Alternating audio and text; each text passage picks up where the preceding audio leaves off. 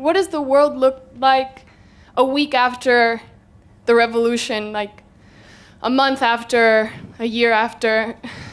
I know it's a very intense question, but that's kind of where my mind is at.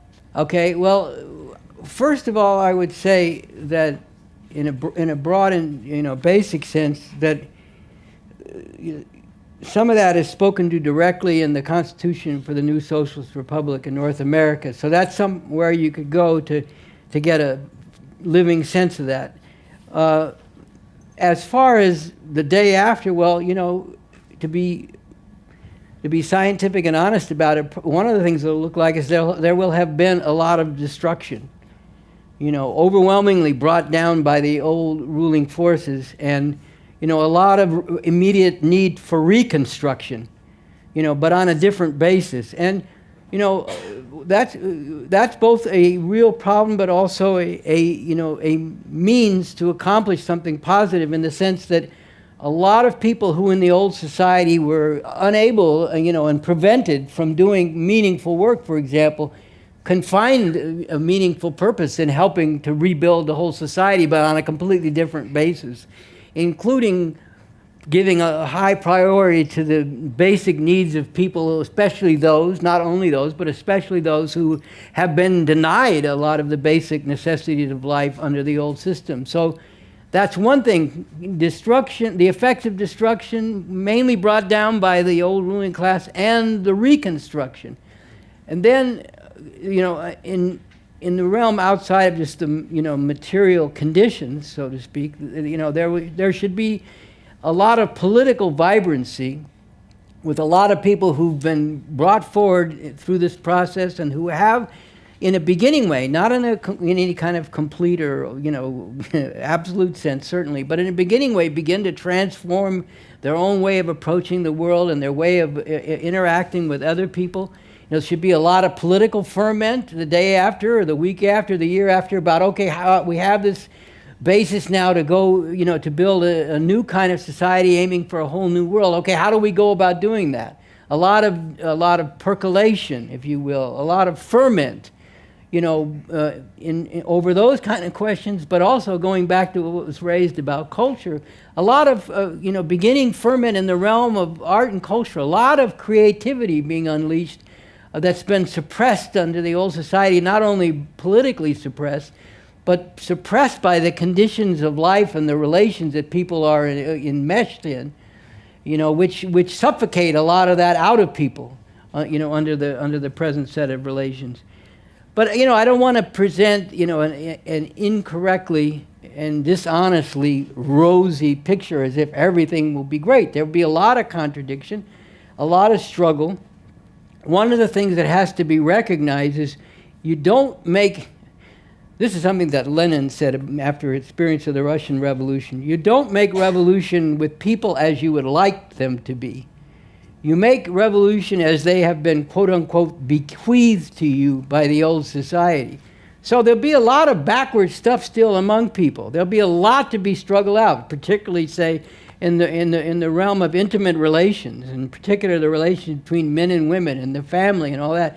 There'll be, a tremendous amount of struggle. But the point is, instead of things working to reinforce the oppressive relations, what is now emerging as a dominant political structure, institutions, and process, and the newly, emerging culture will be giving support and impetus to the people who are struggling to overcome those oppressive relations.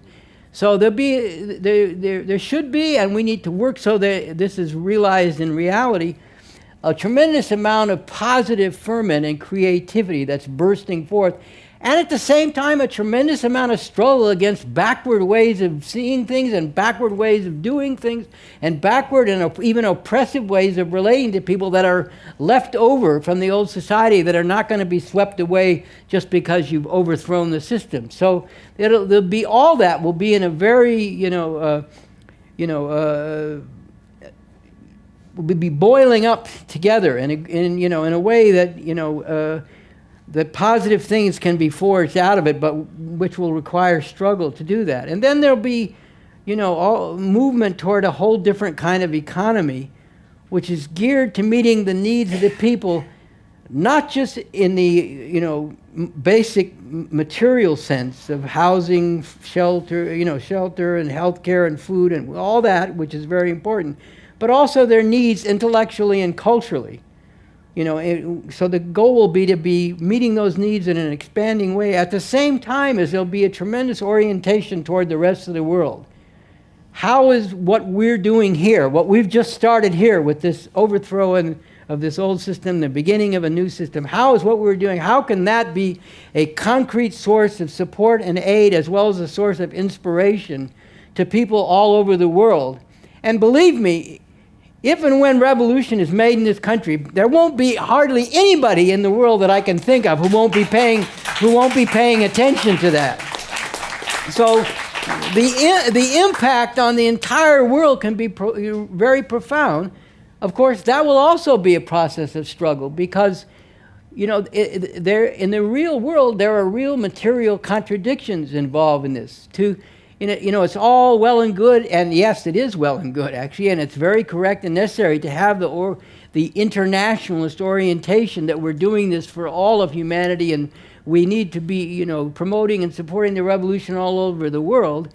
But that will stand in acute, sometimes very acute contradiction to meeting the needs of the people right then, right there, especially if you keep in mind what I said about there'll be a lot of destruction and a need for reconstruction. Those things will be very acutely in contradiction. And people say, that's all well and good, I want to do that too, but right now I don't even have a place to live.